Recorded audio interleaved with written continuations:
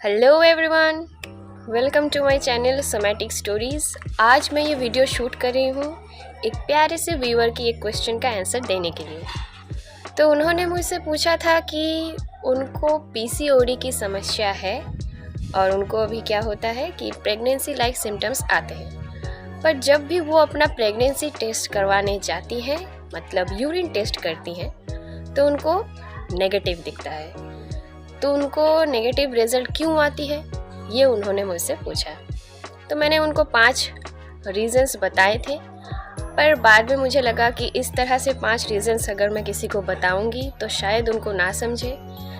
तो इसलिए मैंने सोचा कि आज उन 5 रीज़न्स को मैं थोड़ा सा डिस्क्राइब करती हूँ और आप सभी के साथ डिस्कस करती हूँ। तो आज मैं 5 रीज़न्स आप सभी के साथ शेयर करूँगी। आगे वीडियो में बने रहिएगा। और पिछले वीडियो में आप सभी का बहुत अच्छा रिस्पांस आया है, इसलिए आप सभी को दिल से शुक्रिया। ऐसे ही मेरे साथ जुड़े रहे, बने रहे।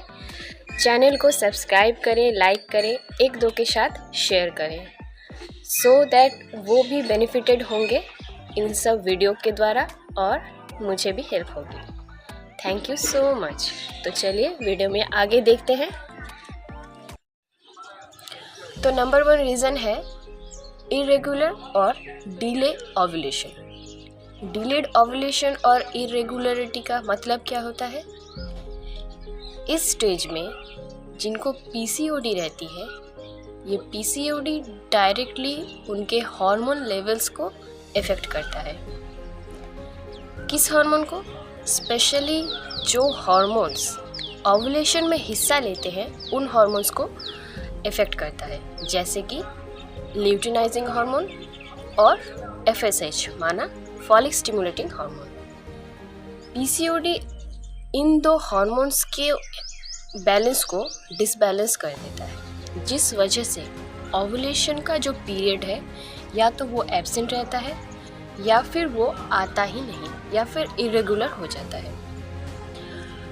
तो जब वो इरेगुलर हो जाए या फिर एब्सेंट रहे तो इसका मतलब क्या है?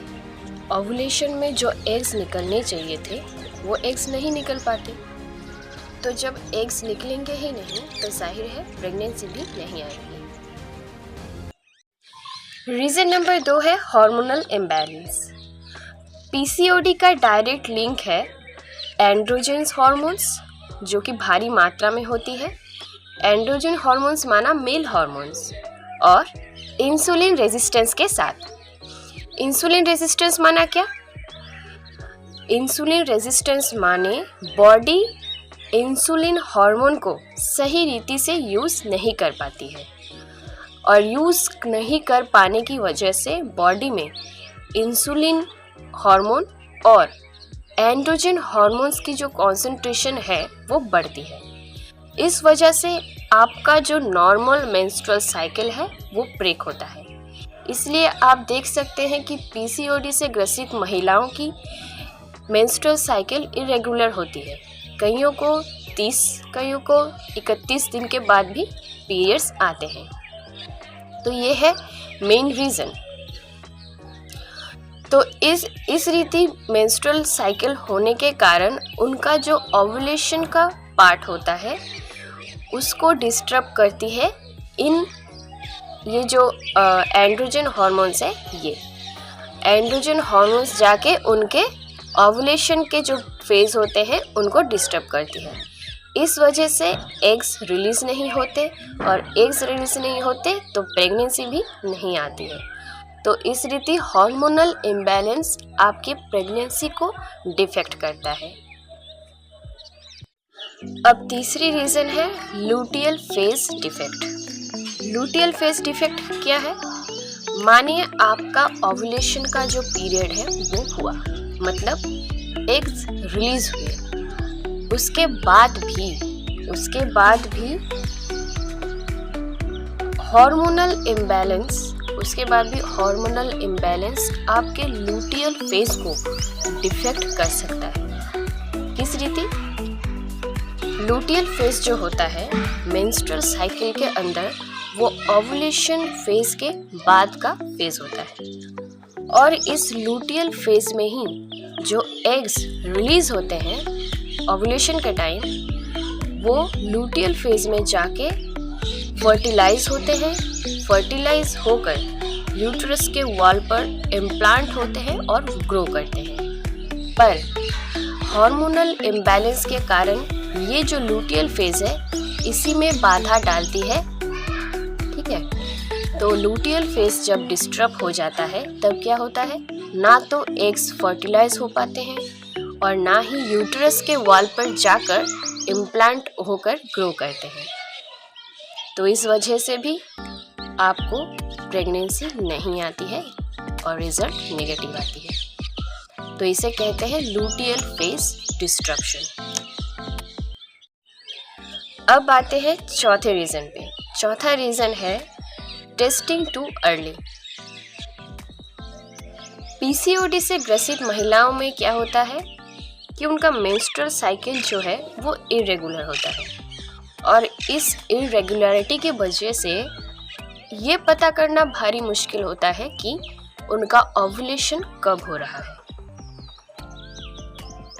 इन सब केसेस में अगर महिला बहुत जल्द अपना प्रेगनेंसी टेस्ट कराएं, मतलब टू अर्ली कराएं, तो क्या होता है, जो प्रेगनेंसी हार्मोन है मतलब HCG उसकी लेवल तब तक बहुत लो रह सकती है। तो HCG क्या है, एक प्रेगनेंसी हार्मोन है। जब महिला प्रेग्नेंट होती है तो HCG का लेवल जो है वो बढ़ता है। पर अगर हम मतलब PCOD से ग्रसित महिलाएं अगर बहुत जल्द अपना प्रेगनेंसी टेस्ट करवाती हैं तो उस समय HCG का जो लेवल होता है वो लो रह सकता है। इस वजह से भी प्रेगनेंसी डिटेक्ट नहीं कर पाते। तो तब अगर डिटेक्ट नहीं कर पाएंगे तो नेगेटिव आएगी, जाहिर है। पांचवा रीज़न है फॉल्स सिम्टम्स। फॉल्स सिम्टम्स में क्या होता है, जिन भी महिलाओं को PCOD रहती है उनको प्रेगनेंसी लाइक सिम्टम्स एक्सपीरियंस होते हैं ड्यू टू हार्मोनल इम्बैलेंस। कैसे कैसे सिम्टम्स आएंगे, उनके मिस पीरियड्स होंगे, नौजिया होगी, वॉमिटिंग होगा, ये सब हो सकता है। नौजिया वॉमिटिंग दोनों में से एक होगा, ठीक है, अगर दोनों भी हो सकते हैं। तो ये सब कुछ होते हैं ड्यू टू हार्मोनल इम्बैलेंस किन महिलाओं को, जिनको भी PCOD है। तो एक्सपीरियंस ज़रूर होंगे पर वो एक्चुअली प्रेग्नेंट नहीं है, तो इसे हम कहते हैं फॉल्स सिम्टम्स।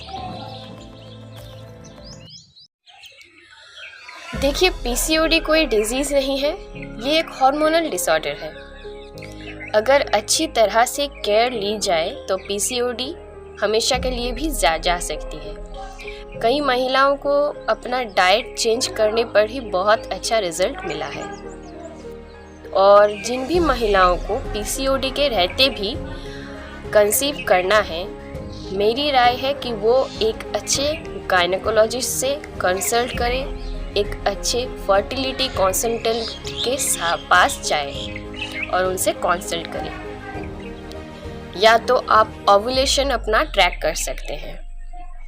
अब ओव्यूलेशन ट्रैक करना ये महिलाओं को नहीं भी आ सकता है, इसलिए मैं कहती हूँ कि आप एक अच्छे गायनेकोलॉजिस्ट के पास जाएं और अपना पूरा ध्यान रखें। तो इस रीति आप हो सकता है जल्दी कंसीव कर पाएँ PCOD के रहते हुए। और अपने डाइट का बहुत अच्छा ख्याल रखें, अपनी सेहत का ख्याल रखें। और अगर आपको जानना है कि ओव्यूलेशन के सिम्टम्स क्या होते हैं, आप कैसे समझेंगे कि अभी आपका ओव्यूलेशन पीरियड चल रहा है, तो इसके लिए मैं एक अलग से वीडियो बनाऊंगी।